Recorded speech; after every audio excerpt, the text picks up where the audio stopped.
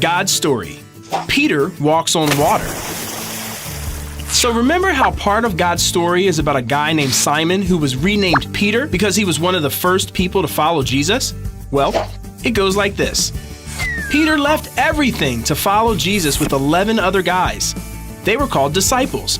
And one day, they were with Jesus while he was teaching a large crowd. After teaching, Jesus wanted some time alone to pray. He told his disciples to go ahead of him in a boat across the Sea of Galilee.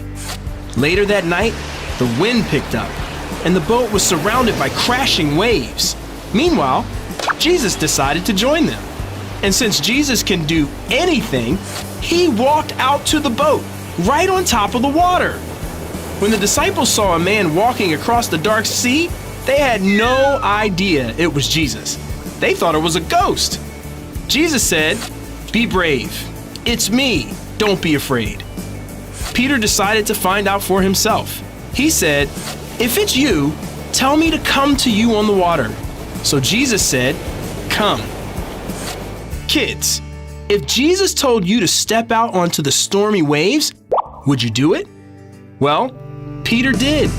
He got out and walked on top of the water just like Jesus. As soon as he saw the crashing waves, though, he got scared and started to sink. Jesus caught him and said, "Your faith is so small. Why did you doubt me?" It might sound kind of surprising that Jesus called Peter's faith small when he was the only one brave enough to get out of the boat. But the truth is, Jesus is powerful and can help us do anything. He wants us to trust him even when it makes no sense or scary things are happening around us. When Jesus and Peter climbed into the boat, all the disciples realized Jesus is most definitely the Son of God. So they worshiped him. And that's part of the story of Peter.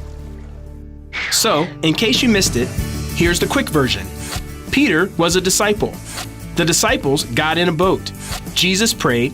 Waves crashed. Jesus walked on water. The disciples got scared.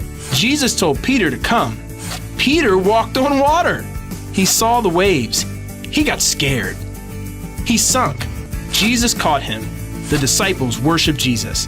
And that's a part of God's story.